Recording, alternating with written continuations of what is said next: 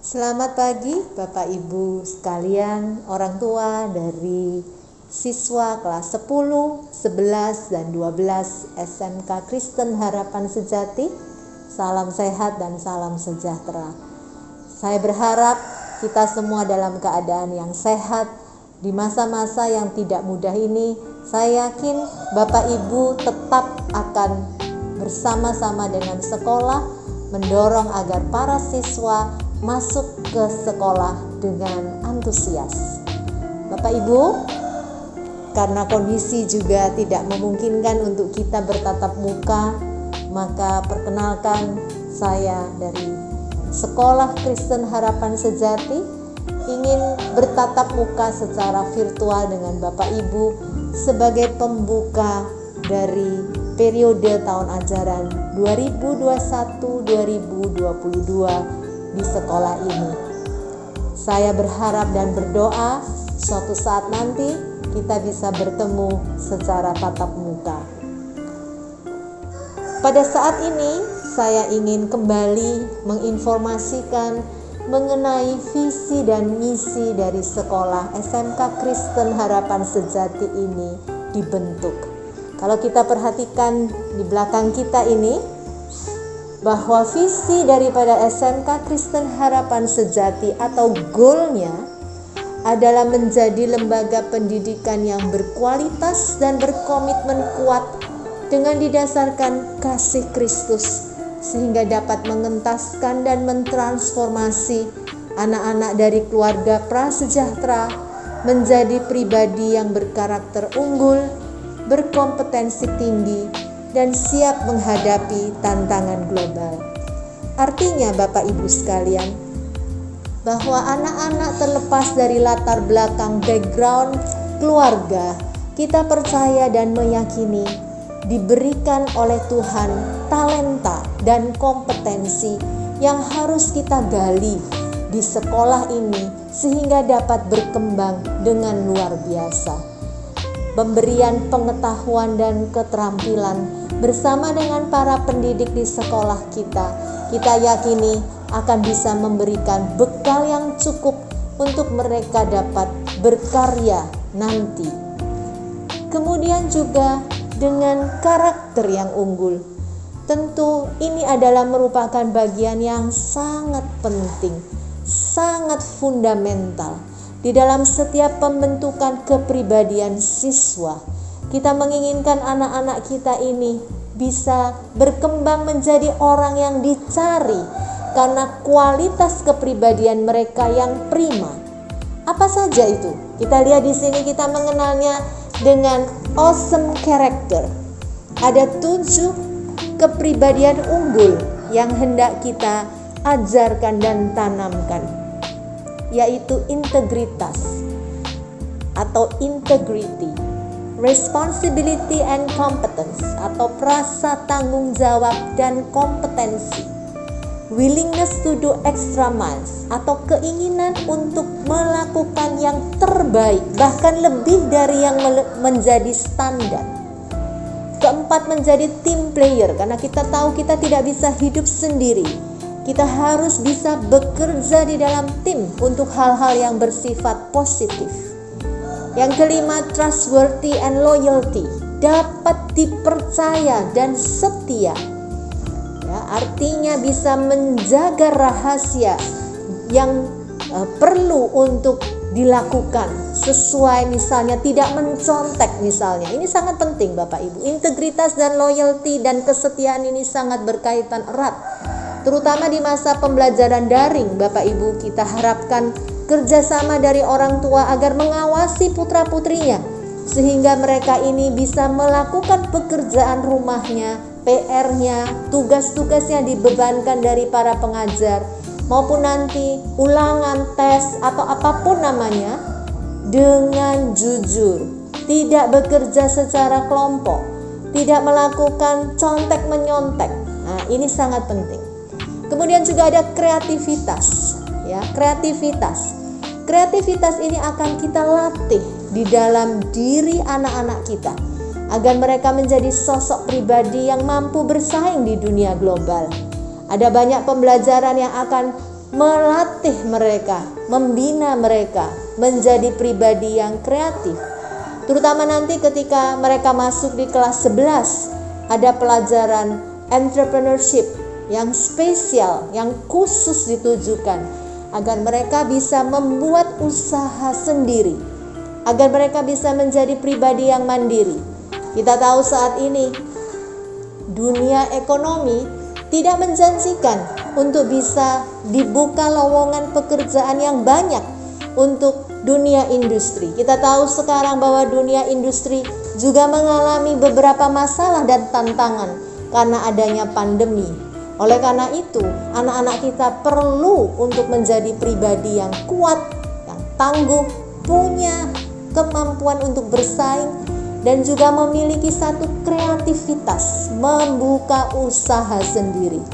Usaha yang dirintis mungkin hanya kecil dengan modal yang terbatas, tetapi kita yakini jika seandainya dirintis dengan tekun, diiringi dengan doa, maka usaha yang kecil ini tidak mustahil bisa menjadi usaha yang besar. Kita percaya mujizat masih terjadi. Dan yang ketujuh adalah reflection atau refleksi. Kita perlu mendidik anak-anak menjadi pribadi yang bisa melihat kepada dirinya sendiri ke dalam, melakukan refleksi apa yang sudah baik yang sudah dilakukan dan apa yang masih perlu harus diperbaiki.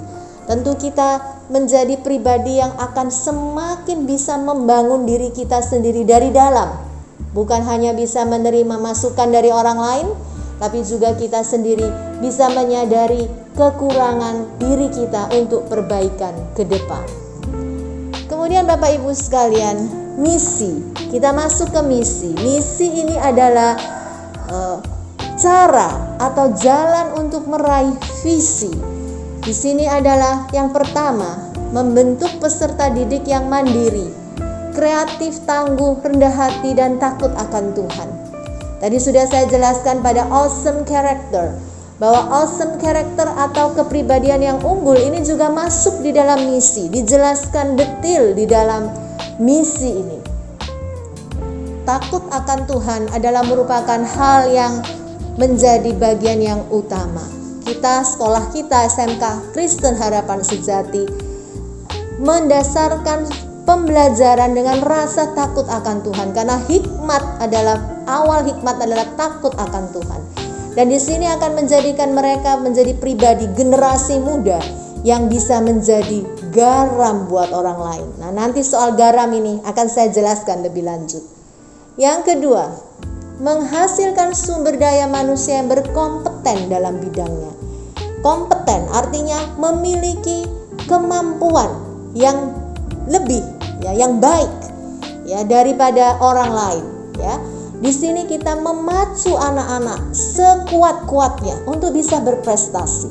Kalau kita lihat jajaran penghargaan yang di sini, ini merupakan salah satunya.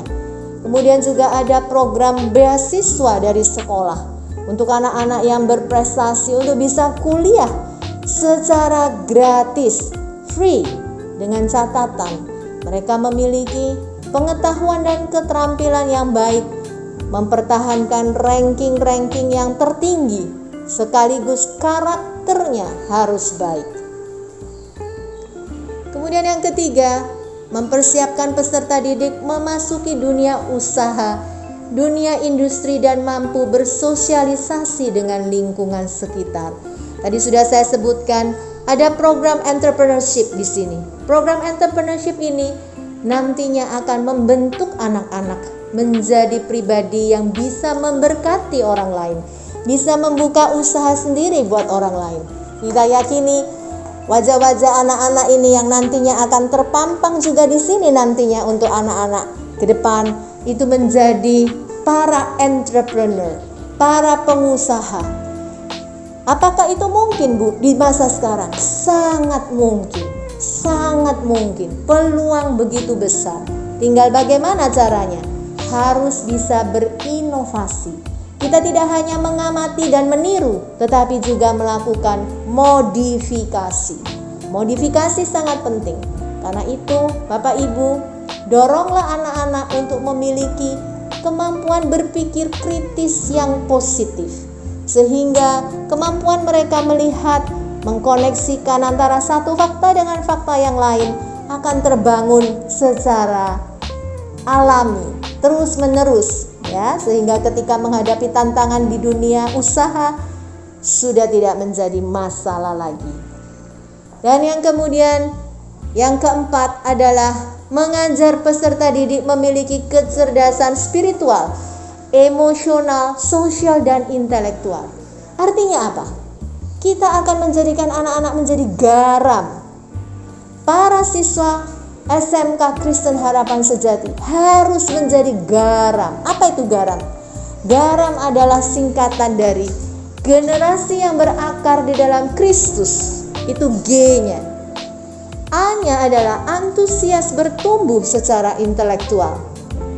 Ya, jadi walaupun dalam situasi yang sulit seperti ini, mereka tetap harus punya semangat untuk belajar. Kemudian R-nya, rajin mengembangkan potensi diri. Ya, kalau saat ini mereka punya banyak waktu untuk melakukan browsing dengan YouTube misalnya, tentu bukalah YouTube, situs-situs YouTube yang positif, yang bisa menambahkan keterampilan dan pengetahuan. Bukan sekedar hanya game saja, atau mungkin hanya cerita-cerita drama-drama saja. Ini perlu pengawasan dari orang tua. Orang tua harus meluangkan waktu melihat situs apa yang sedang dijelajahi oleh anak-anak Bapak Ibu. Kemudian untuk A-nya, aktif menjadi teladan di lingkungan sekitar. Dan M-nya, memiliki karakter unggul. Apa karakter unggulnya yang tadi, yang sudah saya sebutkan? Awesome character, 7 karakter. Dan yang kelima adalah mendidik peserta didik mengasihi Tuhan dan sesama manusia sebagai misi yang kelima, yang sudah tercantum di dalam hal menjadi garam. Jadi antara menjadi garam, ya, para siswa HS atau Harapan Sejati menjadi garam, dan juga awesome character, memiliki sebuah keterikatan yang erat, saling berkoneksi, dan merupakan sebuah alur yang terus-menerus dilakukan secara berkesinambungan, sehingga visi dan misi dari SMK Kristen Harapan Sejati bisa terwujud. Bukankah ini sebuah hal yang indah Bapak Ibu sekalian, kalau kita bisa melihat anak kita menjadi garam dan bisa memberkati orang lain? Baik Bapak Ibu sekalian, dalam kesempatan yang sangat baik ini, izinkan saya sekali lagi mengucapkan selamat datang dan selamat untuk bisa memulai tahun ajaran 2021-2022 bersama kami, staf dan pendidik di SMK Kristen Harapan Sejati. Besar kiranya agar ketika kita bisa menjalin komunikasi dengan lancar, maka semuanya akan berjalan dengan baik.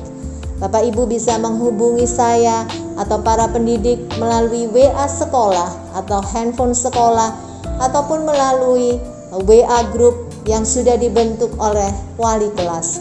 Keaktifan dan kerjasama dari orang tua sangat kami butuhkan. Kami tidak bisa berjalan sendiri untuk bisa membangun putra-putri Bapak Ibu sekalian.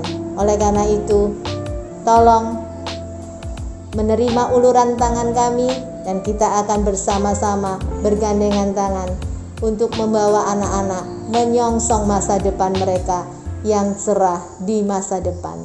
Terima kasih Bapak Ibu sekalian, senang berkenalan dengan Bapak Ibu. Tuhan memberkati kita semua. Tetap sehat.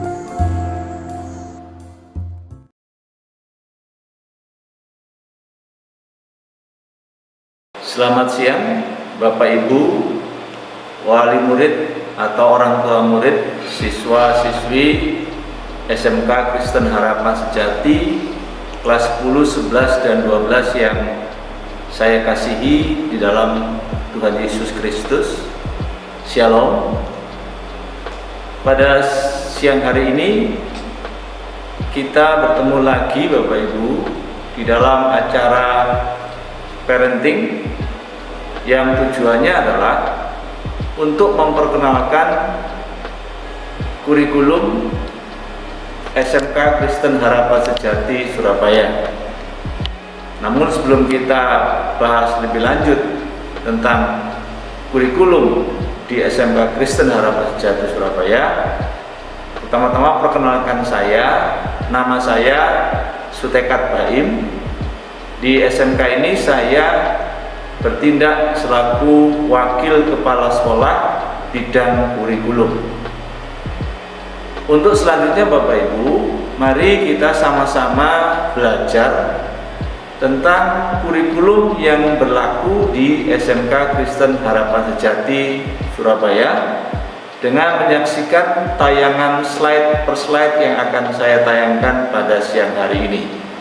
Semoga apa yang saya akan tayangkan ini bisa memperjelas Bapak Ibu tentang apa kurikulum yang berlaku di SMK Kristen Harapan Sejati Surabaya, sehingga Bapak Ibu sebagai mitra sekolah di dalam mewujudkan cita-cita dari putra-putri Bapak Ibu di dalam menempuh pendidikan di SMK Kristen Harapan Sejati Surabaya dapat dengan mudah dimengerti. Selanjutnya Bapak Ibu bisa memberikan support untuk putra-putrinya di dalam mengikuti pembelajaran di SMK Kristen Harapan Sejati Surabaya.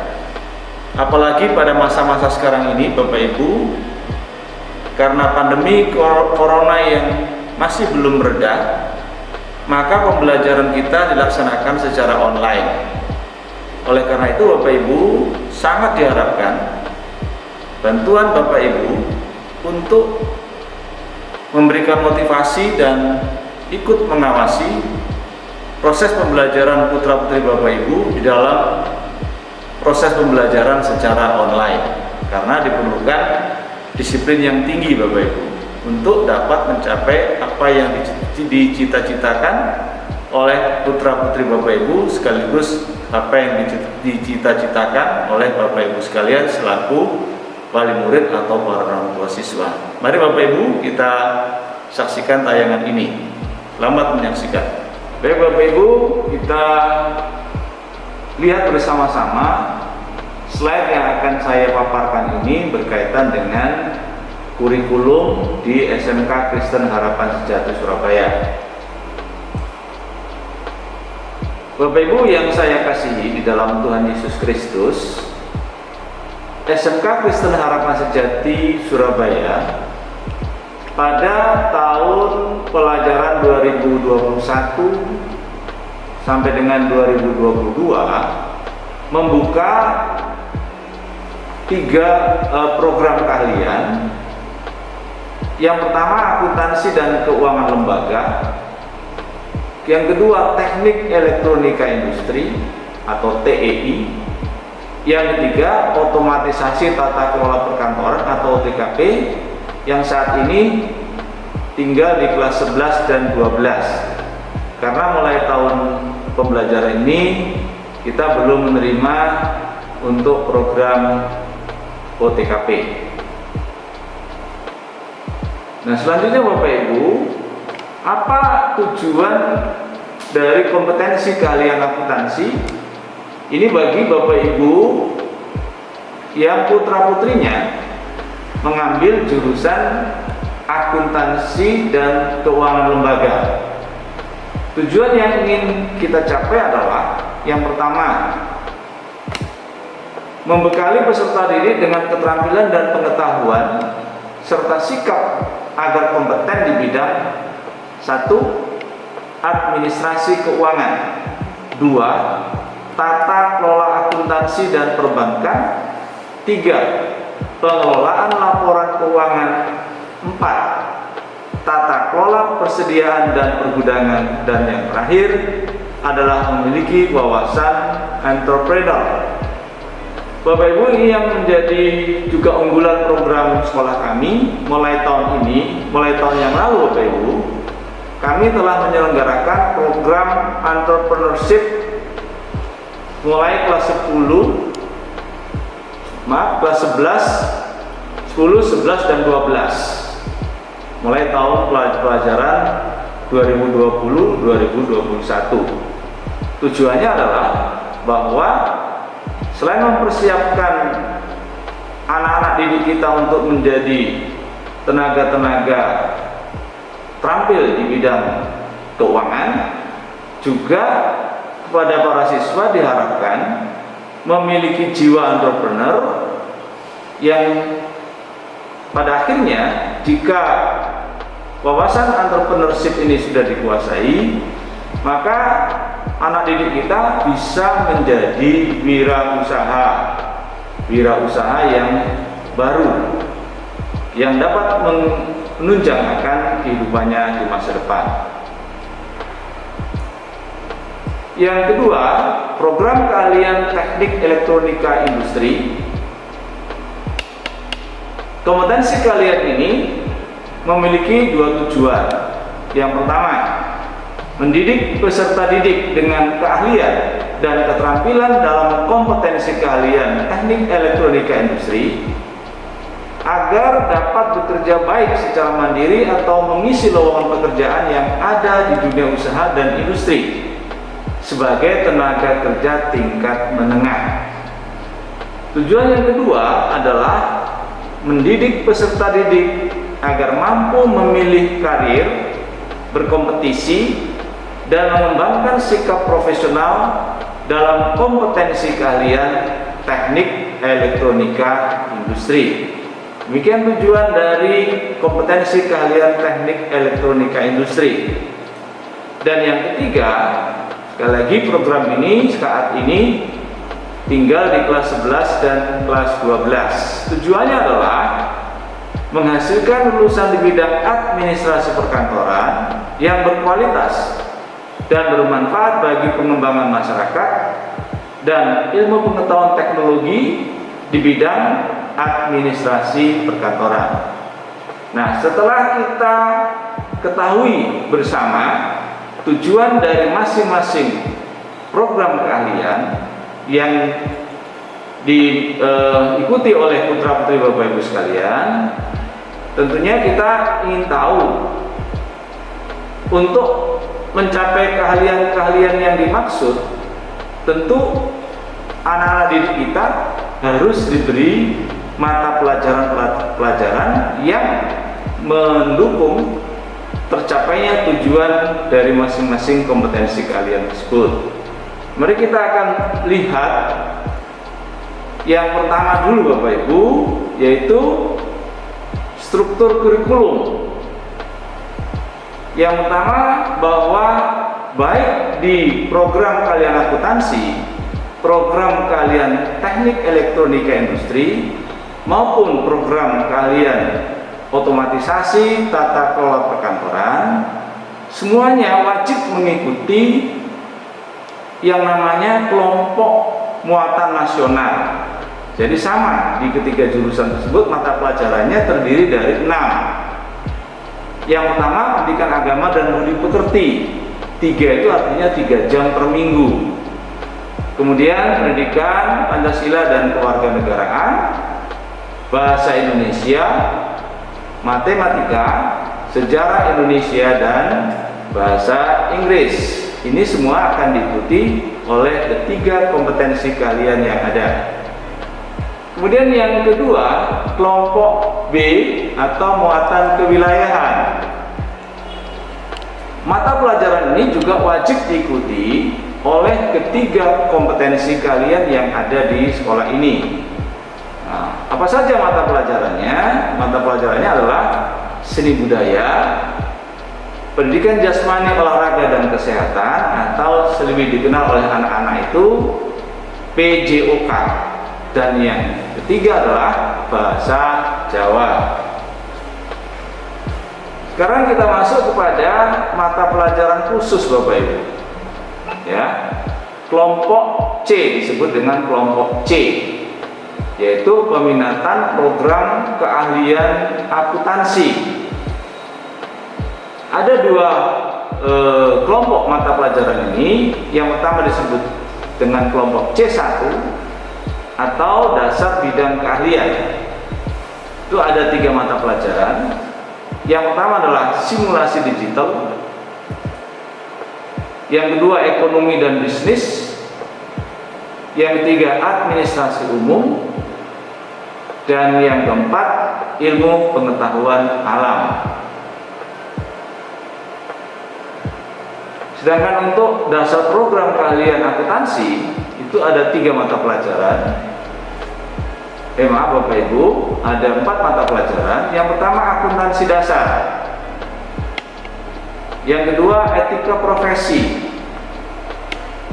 yang ketiga perbankan dasar, dan yang keempat paket program pengolah angka atau spreadsheet. Jadi untuk putra-putri Bapak Ibu yang mengambil program keahlian akuntansi untuk kelas 10 itu ada 16 mata pelajaran.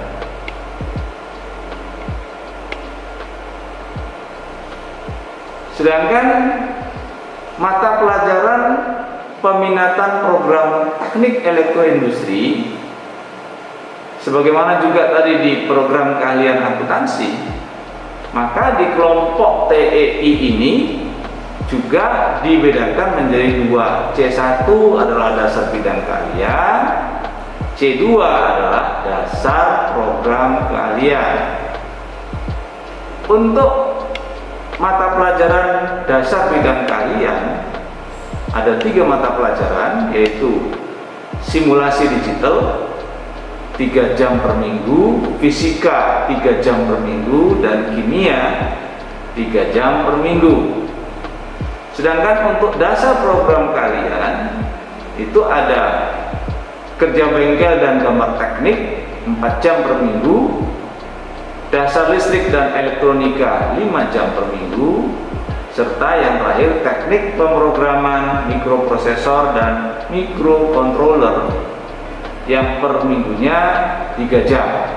Sehingga untuk putra-putri Bapak Ibu yang mengambil program keahlian di bidang teknik elektronika industri, jumlah mata pelajaran yang harus dipelajari selama di kelas 10 berjumlah 15.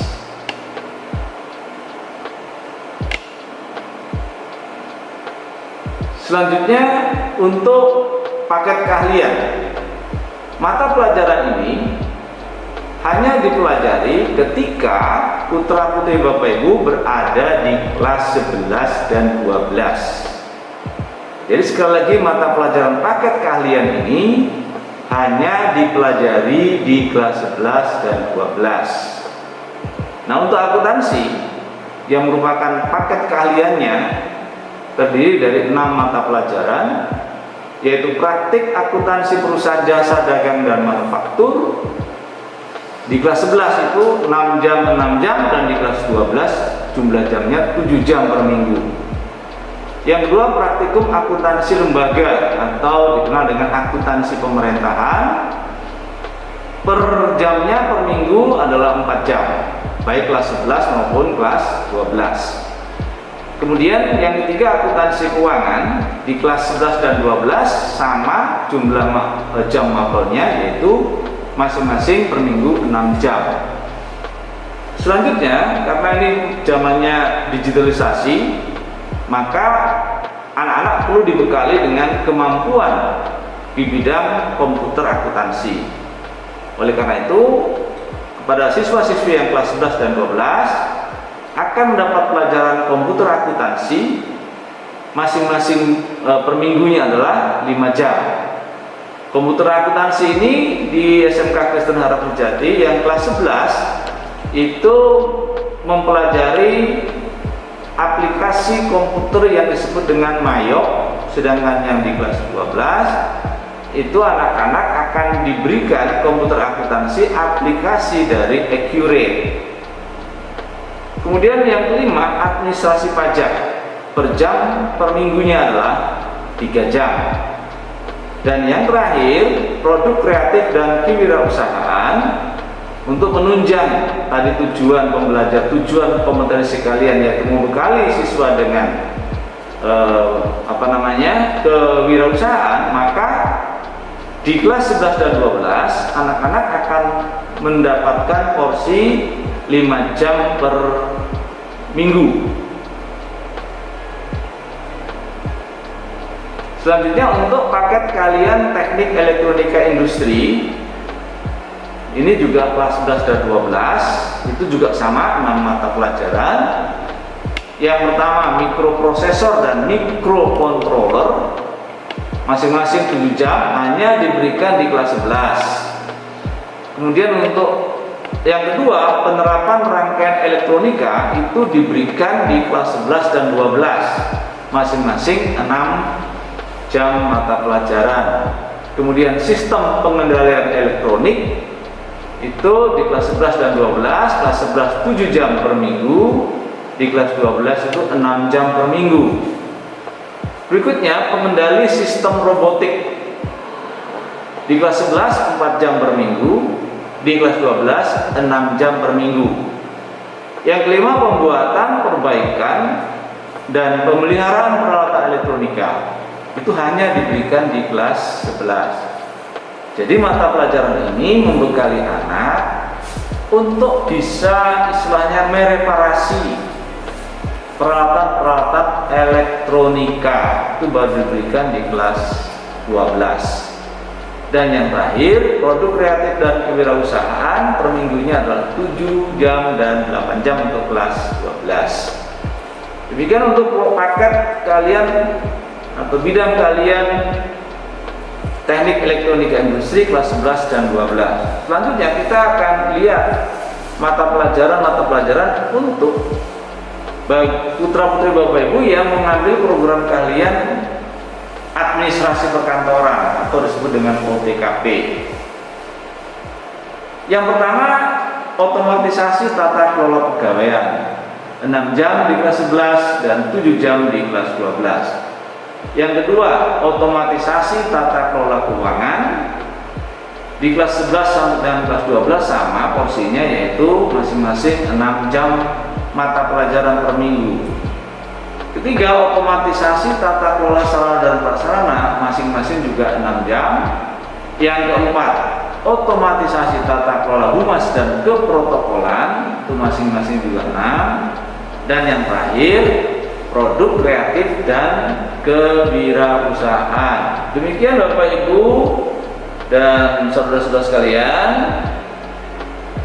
mata pelajaran yang harus diberikan di setiap program kalian, di setiap level kelas. Setelah kita ketahui bersama-sama tentang struktur kurikulum yang harus dipelajari oleh putra-putri Bapak Ibu sekalian, maka sekarang akan saya jelaskan kegiatan apa saja yang dilakukan di sekolah di dalam rangka melaksanakan kurikulum yang sudah kita ketahui bersama tadi. Kegiatan yang dilaksanakan di sekolah kita adalah yang pertama disebut dengan kegiatan kurikuler. Kegiatan kurikuler adalah kegiatan inti yang dilakukan di sekolah dalam rangka untuk mencapai kompetensi kalian yang sudah kita ketahui bersama tadi. Nah, supaya siswa-siswi kita dapat menguasai bidang-bidang ilmu yang diberikan, maka dilaksanakan dengan beberapa kegiatan. Yang pertama disebut dengan kegiatan tatap muka, yang saat ini karena pandemi corona maka tidak memungkinkan untuk melaksanakan kegiatan tatap muka. Maka kegiatan tatap muka ini saat ini diganti dengan yang namanya kegiatan pembelajaran secara online atau secara daring. Yang kedua, penugasan tetap bisa kita lakukan juga dengan sistem daring. Yang kedua, kegiatan remedi dan pengayaan. Kedua kegiatan ini juga bisa dilaksanakan sekalipun dalam situasi pembelajaran online. Nah, kegiatan remedi itu apa dan pengayaan itu apa? Kegiatan remedi adalah kegiatan untuk memberikan bantuan kepada putra-putri Bapak Ibu sekalian manakala nilai yang dicapai dalam mata pelajaran itu belum mencapai KBM. KBM itu apa? Ketuntasan belajar minimal. Yang untuk mata pelajaran kelompok A, B, dan C1 itu belum mencapai 60. Sedangkan untuk mata pelajaran C2 dan C3, C2 itu adalah dasar program kalian, sedangkan C3 tadi adalah peminatan kejuruan, itu minimal KBM-nya adalah 65. Jadi apabila putra-putri Bapak Ibu nilai untuk mata pelajaran kelompok A dan B serta C1 belum mencapai 60, maka akan mengikuti kegiatan yang namanya remedi. Sedangkan untuk putra-putri Bapak Ibu yang nilainya sudah di atas KBM, kepada putra-putri Bapak Ibu akan diberikan layanan yang disebut dengan pengayaan. Apa maksud dari pengayaan ini? Adalah untuk lebih memperluas lagi kompetensi dari putra-putri Bapak Ibu sekalian. Jadi untuk lebih mempertajam lagi kompetensi yang sudah dikuasai putra-putri Bapak Ibu sekalian. Kemudian yang selanjutnya Bapak Ibu disebut dengan kegiatan bimbingan belajar. Nah tadi kegiatan bimbingan belajar tadi diberikan ketika putra-putri Bapak Ibu sekalian berada pada kelompok siswa-siswi yang belum mencapai KBM. Kegiatan bimbingan belajar ini diberikan setelah pembelajaran berakhir. Kalau dalam situasi pembelajaran normal Bapak Ibu, kita mengadakan kegiatan bimbingan belajar ini setelah pukul 15. Setelah pukul 15. Kemudian yang keempat yaitu kegiatan praktek kerja industri atau disebut prakterin atau magang. Kegiatan ini bertujuan untuk memberikan bekal keterampilan yang sesungguhnya dari putra-putri Bapak Ibu sekalian yang didapat dari dunia industri maupun dunia usaha. Kegiatan praktek kerja industri ini hanya dilaksanakan ketika putra-putri Bapak Ibu ada di kelas 11. Kegiatan magang ini dilaksanakan selama 3 bulan. Kapan dilakukan? Untuk tahun ini Bapak Ibu, untuk putra-putri Bapak Ibu yang ada di kelas 11, rencananya kalau pandemi ini berakhir akan dilaksanakan di bulan Januari, jadi tanggal 3 Januari dan akan berakhir di tanggal 31 Maret. Jadi selama 3 Januari sampai dengan 31 Maret, putra-putri Bapak Ibu yang ada di kelas 11 itu akan belajar di luar sekolah, yaitu di dunia industri maupun dunia usaha. Itu jika pandemi ini berakhir Bapak Ibu. Ya, mudah-mudahan kita doakan pandeminya berakhir, putra-putri Bapak Ibu bisa melaksanakan magang. Karena magang ini sangat penting bagi siswa-siswi SMK. Karena tanpa magang itu anak SMK mirip dengan anak SMA. Jadi keterampilannya bisa tidak terasa. Ya, di samping itu magang juga bisa menjadi ajang untuk unjuk keterampilan.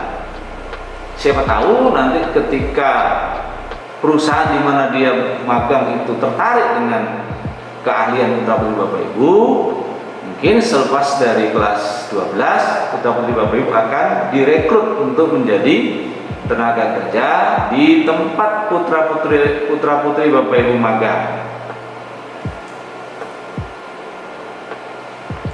Berikutnya, selain kegiatan kurikuler, juga ada kegiatan pengembangan diri. Karena siswa-siswi Bapak Ibu, putra-putri Bapak Ibu itu tidak hanya perlu diasah knowledge-nya, tetapi juga perlu diasah yang namanya sikap kerjanya atau sikapnya. Nah, program pengembangan diri yang dilaksanakan di sekolah ini, yang pertama adalah kegiatan bimbingan dan konseling. Ini dimaksudkan untuk membantu Bapak Ibu, putra-putri Bapak Ibu, pertama yang memerlukan bantuan ketika menghadapi persoalan, maupun bagi putra-putri Bapak Ibu sekalian yang ingin berkonsultasi tentang pekerjaan di masa setelah lulus SMK. Ini tujuan kegiatan dari BK, istilahnya bimbingan dan konseling. Yang kedua, pengembangan diri juga dilakukan lewat kegiatan ekstrakurikuler. Yang sampai hari ini dari 8 kegiatan itu yang berjalan adalah nomor 8, yaitu entrepreneurship atau yang dikenal dengan kewirausahaan. Nah, program ini merupakan program unggulan juga bagi sekolah kami, karena melalui program ini, sekali lagi saya sampaikan, dimaksudkan supaya putra-putri Bapak Ibu selain siap untuk menjadi pegawai, tapi siap juga untuk menjadi pengusaha. Oleh karena itu, kami sangat berharap dukungan dari Bapak Ibu orang tua. Nanti ketika program ini dijalankan, tolong didukung Bapak Ibu ya, didukung, minimal diberi motivasi bahwa keberhasilan hidup itu bukan hanya bisa kita capai melalui menjadi pegawai, tapi keberhasilan hidup juga bisa kita dapatkan melalui kegiatan wirausaha. Ini penting Bapak Ibu dukung dan perlu dipertanyakan kepada putra-putri Bapak Ibu sekalian. Selanjutnya Bapak Ibu, setiap proses pendidikan atau proses pembelajaran tentu harus diakhiri dengan yang namanya penilaian atau assessment, untuk mengukur seberapa jauh pemahaman putra-putri Bapak Ibu sekalian dari materi-materi, dari pengetahuan, keterampilan yang sudah diberikan oleh Bapak Ibu guru. Perlu alat ukur yang disebut dengan penilaian, yang pada ujungnya adalah berupa penerimaan rapor yang merupakan potret dari keberhasilan pendidikan putra-putri Bapak Ibu di satu periode. Nah, apa saja penilaian yang perlu dilakukan untuk mengukur keberhasilan putra-putri Bapak Ibu? Yang pertama adalah penilaian afektif, sikap. Sikap di sini ada dua Bapak Ibu, yaitu sikap spiritual, yaitu sikap siswa terhadap Tuhannya. Yang kedua, sikap sosial, yaitu sikap siswa terhadap lingkungan di sekitarnya. Yang kedua, penilaian untuk bidang kognitif atau pengetahuan. Yang ketiga adalah penilaian di bidang psikomotor atau keterampilan. Jadi di SMK itu ada 3 assessment penilaian, yaitu afektif, kognitif, dan psikomotor. Nah, sikap yang saya sebut tadi, yang pertama adalah sikap terhadap materi pelajaran. Bagaimana putra-putri Bapak Ibu bersikap terhadap mata pelajaran yang sedang dipelajari. Itu bisa dilihat ketika nanti tatap muka maupun online juga bisa Bapak Ibu dilihat.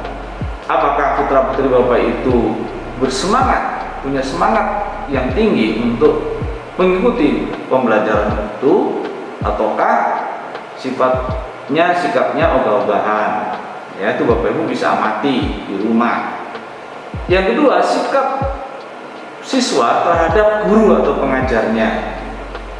Ya, ini menyangkut masalah respek siswa terhadap guru atau pengajar.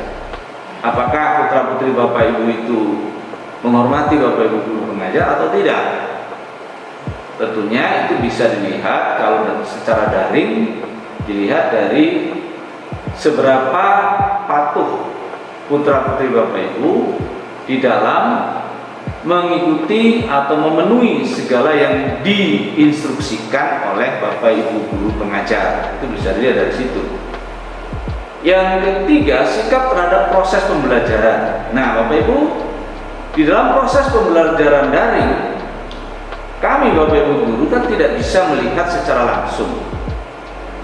Oleh karena itu, yang bisa melihat ini adalah Bapak Ibu sekalian. Sikap terhadap proses pembelajaran ini ditunjukkan dengan apakah putra-putri Bapak Ibu itu mengikuti dengan tepat waktu, mengikuti dengan serius. Kemudian apakah putra-putri Bapak Ibu itu antusias dalam mengikuti pembelajaran? Apakah putra-putri Bapak Ibu itu menyelesaikan semua tugas-tugas yang diberikan oleh gurunya tepat waktu?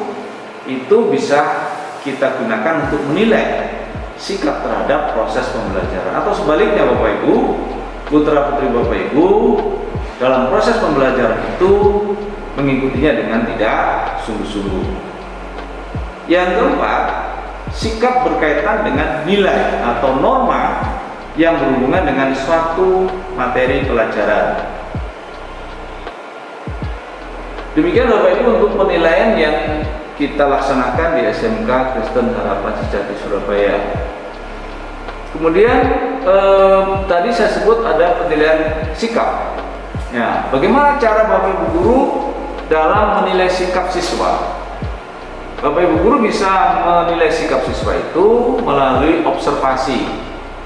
Observasi ini bagaimana kalau daring? Ya, ketika Bapak Ibu guru sedang melakukan kontak online, itu bisa diamati apakah putra-putri Bapak Ibu mengikuti dengan serius, tepat waktu atau tidak.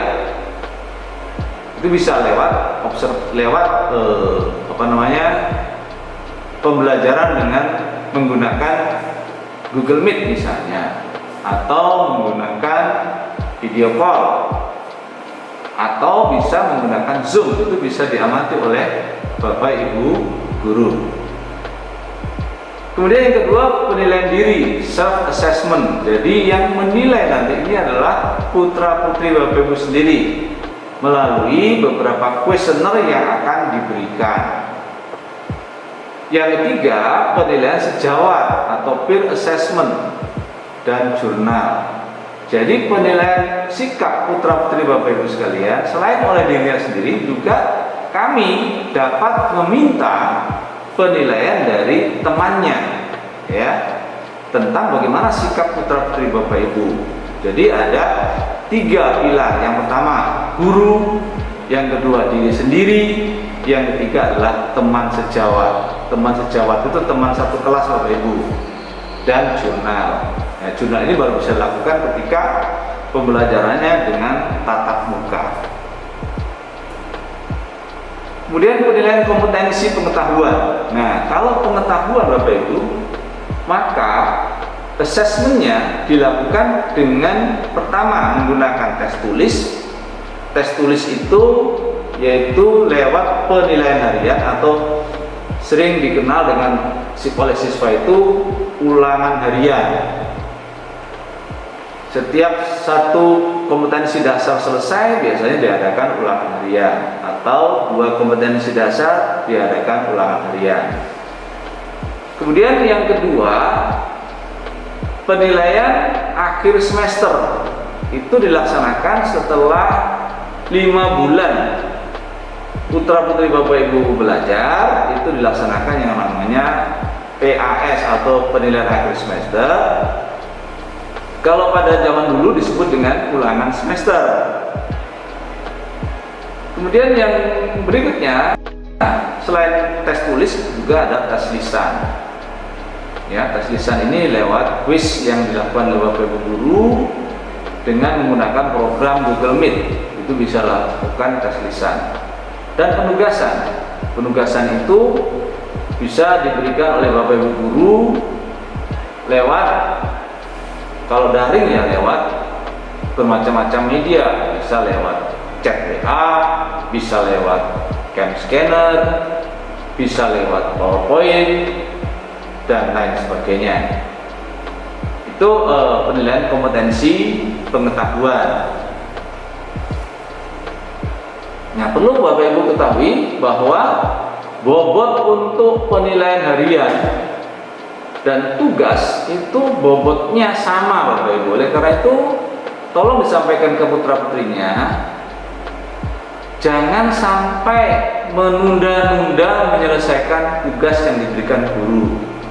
Karena nilai-nilai yang diperoleh dari tugas ini sangat membantu putra-putri Bapak Ibu untuk bisa mendapatkan nilai rapot yang baik. Oleh karena itu, kalau putra-putri Bapak Ibu rajin, tepat waktu mengumpulkan tugas yang diberikan oleh guru, sebenarnya tidak ada kata tidak naik kelas. Ya, harusnya semua anak bisa naik kelas, manakala tugas-tugas ini tidak pernah diabaikan. Setelah pengetahuan, ada penilaian keterampilan Bapak Ibu. Karena ini SMK, jadi lebih mengedepankan keterampilan. Di mana nilai keterampilan ini bobotnya 60% Bapak Ibu. Sedangkan pengetahuan tadi bobotnya hanya 40%. Ya. Nilai keterampilan adalah dilakukan melalui pengamatan kinerja. Apa pengamatan kinerja? Adalah pengamatan yang dilakukan oleh guru ketika putra-putri Bapak Ibu melaksanakan tugas untuk mengerjakan sesuatu. Ya, kalau akuntansi misalnya, bagaimana putra-putri Bapak Ibu dalam menyiapkan buku besar misalnya, dalam menyiapkan laporan keuangan, bagaimana kinerjanya, ya, apakah dia dengan sungguh-sungguh bekerja tepat waktu, dengan pekerjaan hasil yang terbaik atau tidak, ya, itu pengamatan kinerja. Yang kedua adalah mendemonstrasikan kompetensi tertentu melalui praktek. Ya, praktek itu berarti melakukan sesuatu atau membuat suatu produk. Kalau anak teknik ya bisa misalnya membuat bagaimana lampu itu bisa dikecilkan dan dibesarkan terangnya. Ya, jadi seperti kita kalau memperbesar atau memperkecil volume suara, itu contohnya ya, praktik produknya, ya. Project itu sama ya, kemudian portofolio. Yang berikutnya, instrumen penilaian keterampilan berupa daftar cek, checklist atau skala penilaian disertai rubrik. Project adalah tugas yang meliputi kegiatan perancangan, pelaksanaan dan pelaporan yang harus diselesaikan dalam waktu tertentu. Portofolio merupakan kumpulan karya seseorang dalam bidang tertentu yang bersifat reflektif dan integratif. Selanjutnya Bapak Ibu, nanti ke Bapak Ibu ketika menerima rapor, nilai-nilai rapor putra-putri Bapak Ibu itu adalah nilai-nilai dengan skala 0 sampai dengan 100 dengan predikat kategori, yaitu jika nilainya lebih besar atau sama dengan 95, lebih kecil atau sama dengan 95, itu akan mendapat predikat A+. A jika nilai yang dicapai adalah 90 sampai dengan 94. Amin akan dicapai jika nilainya 85 dan 89, sedangkan jika nilai yang dicapai 80 sampai dengan 84 itu predikatnya B+, 75 sampai dengan 79 predikatnya B, 70 sampai dengan 74 predikatnya B-, 60 sampai dengan 69 predikatnya C, dan lebih kecil dari 60 predikatnya D. Jadi sekali lagi, untuk mata pelajaran A dan B serta C1, predikat nilainya adalah seperti yang sudah saya tampilkan itu. Sedangkan untuk bidang kejuruannya Bapak Ibu, nilainya tidak boleh lebih kecil dari 65. Kalau lebih kecil dari 65 nanti predikatnya D. Kalau D itu berarti nanti tidak bisa naik kelas, ya.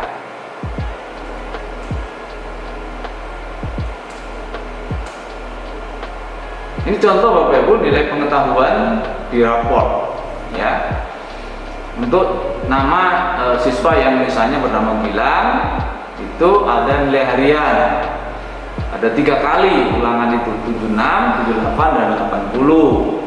Rata-ratanya menjadi 78. Kemudian ada ulangan tengah semester, nilainya 80. Sedangkan pada nilai akhir semester atau PAS, siswa Gilang ini mendapat 85. Maka diambil nilai rata-ratanya yaitu 81. Jadi di sini Bapak Ibu, kita lihat bahwa bobot nilai baik ulangan harian, ulangan tengah semester maupun nilai akhir semester itu bobotnya sama. Oleh karena itu jangan menunggu nilai akhir semester Bapak Ibu, karena ulangan akhir semester itu kan materinya meliputi seluruh materi yang diajarkan di semester itu, sehingga berat. Oleh karena itu tolong dimotivasi putra-putrinya untuk mencapai nilai yang maksimal setiap ulangan harian maupun tugas yang diberikan, sehingga nanti akan meringankan beban ketika harus mengikuti ujian akhir semester, ya. Untuk nilai keterampilan Bapak Ibu, itu tadi ada praktek, project, dan portofolio. Sama aja Bapak Ibu ya, diambil rata-ratanya, ya. Dari 3 nilai keterampilan ini diambil rata-rata, Gilang itu mendapat nilai 77. Jadi 80 tambah 75 tambah 75 dibagi 3 diperoleh 77. Kesimpulannya apa Bapak Ibu? Bahwa untuk masing-masing keterampilan ini bobotnya sama Bapak Ibu. Jadi sama-sama diberi bobot 1.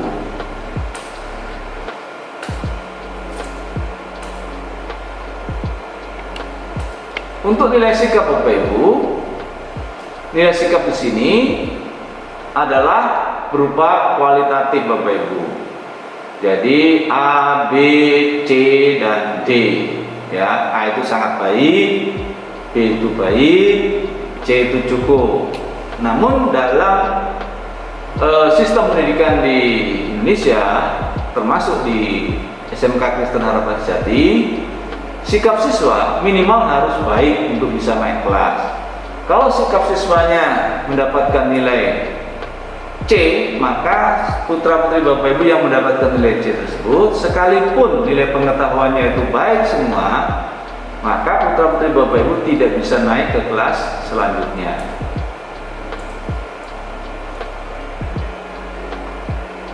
Untuk nilai sikap spiritual, menghargai dan menghayati ajaran agama yang dianut, ini juga nilainya bersifat kualitatif. Sikap sosial antara lain jujur, disiplin, tanggung jawab, toleransi, gotong royong, santun, dan percaya diri. Ini akan selalu diakses atau dinilai di setiap proses pembelajaran yang diikuti oleh putra putri Bapak Ibu sekalian, ya.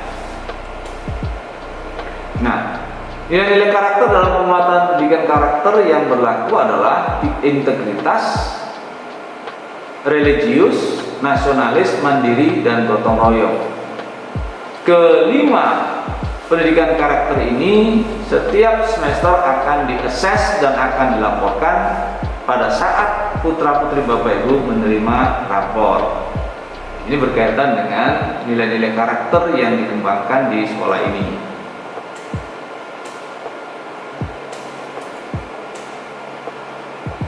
Nah, sekarang kita masuk di bagian akhir daripada pemaparan saya hari ini, yaitu kriteria kenaikan kelas.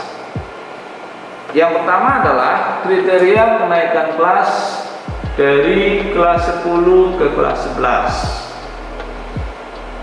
Yang pertama, menyelesaikan seluruh program pembelajaran dalam 2 semester pada tahun pelajaran yang diikuti. Ini berlaku untuk kelas 10 dan 11.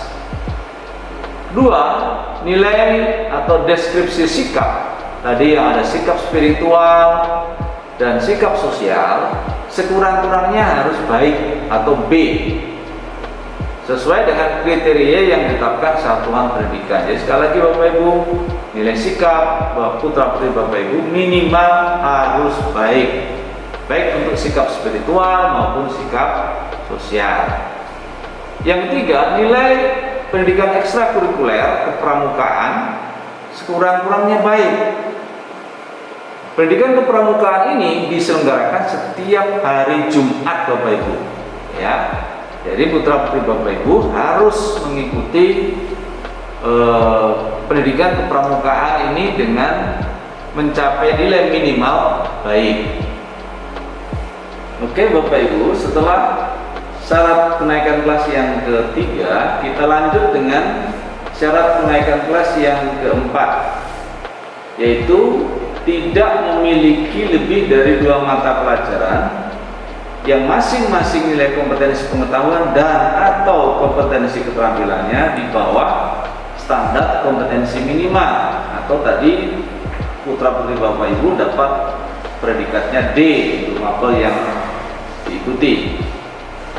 Apabila ada mapel yang tidak mencapai SKM pada semester ganjil atau nilainya D, maka nilai akhir diambil dari rata nilai semester ganjil dan genap pada tahun pelajaran tersebut. Contoh misalnya, jika mata pelajaran Bahasa Indonesia pada semester ganjil putra-putri Bapak Ibu mendapatkan nilai 50, itu kan berarti predikatnya D Bapak Ibu. Maka supaya bisa naik kelas, nilai Bahasa Indonesia di semester 2 minimal harus 70. Sehingga kalau diambil rata-rata nilainya menjadi 60. 60 berarti predikatnya menjadi C. Yang kelima Bapak Ibu, untuk mapel dasar bidang dan program kalian harus minimal 65. Ketika nanti putra-putri Bapak Ibu mendapatkan nilai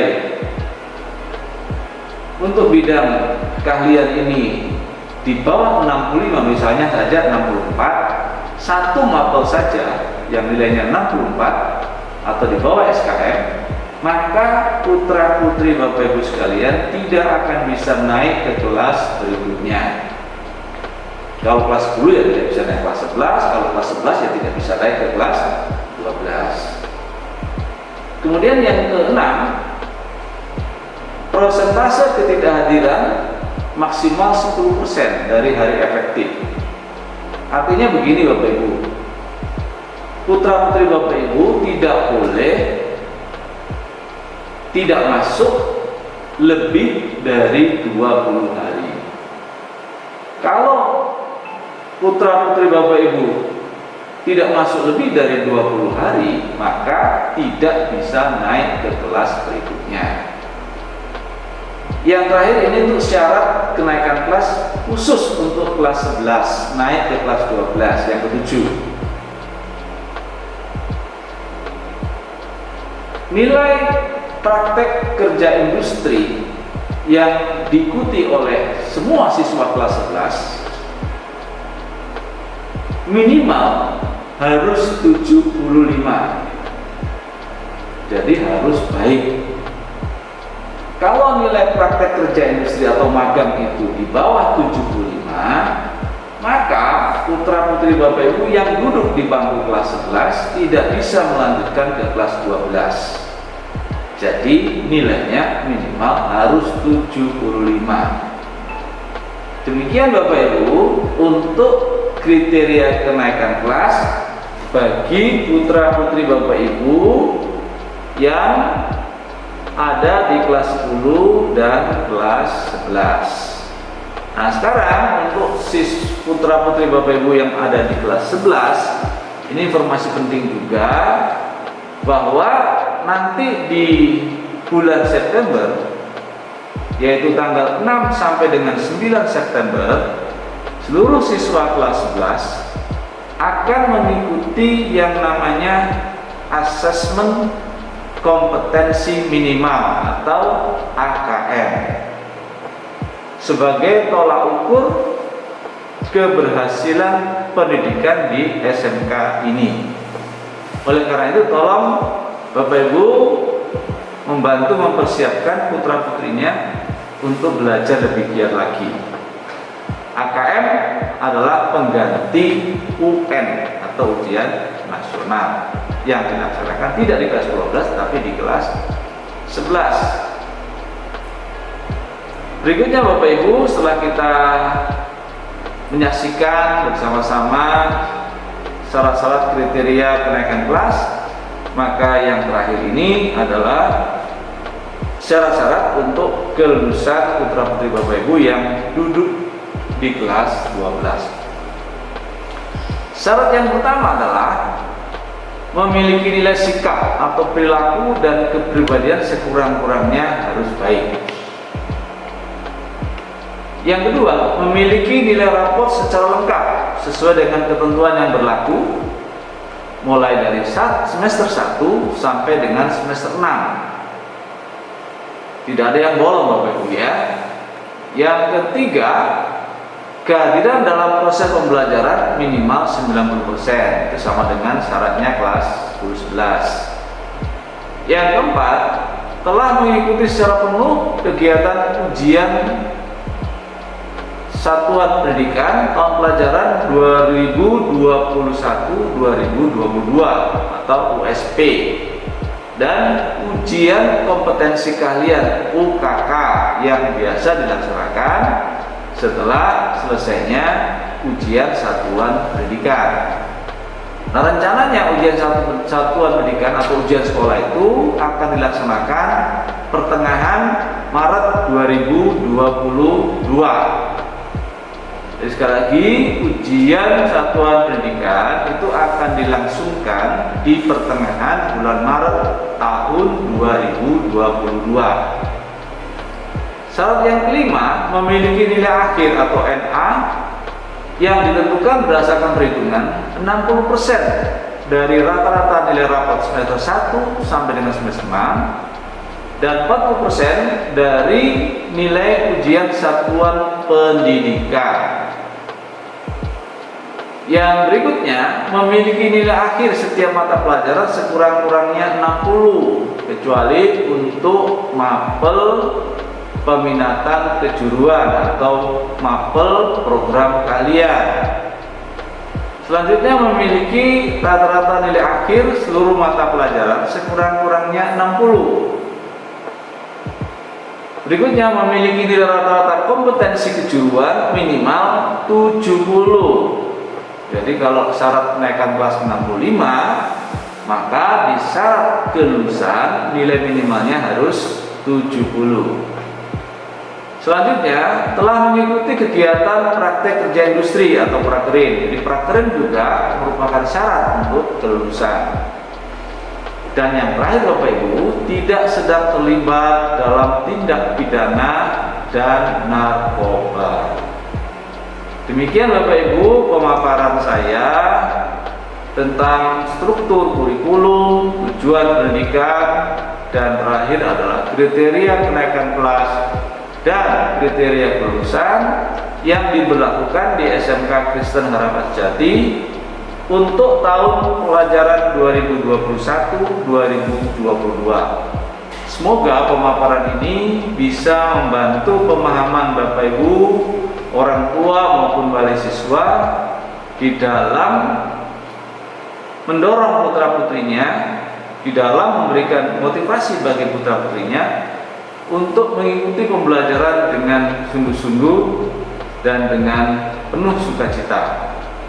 Demikian, jika ada perkataan saya atau tayangan saya yang tidak berkenan di hati Bapak Ibu sekalian, saya mohon maaf yang sebesar-besarnya. Akhirnya, sampai jumpa lagi di kesempatan lain. Terima kasih, sampai berjumpa lagi. Tuhan memberkati kita semua. Amin.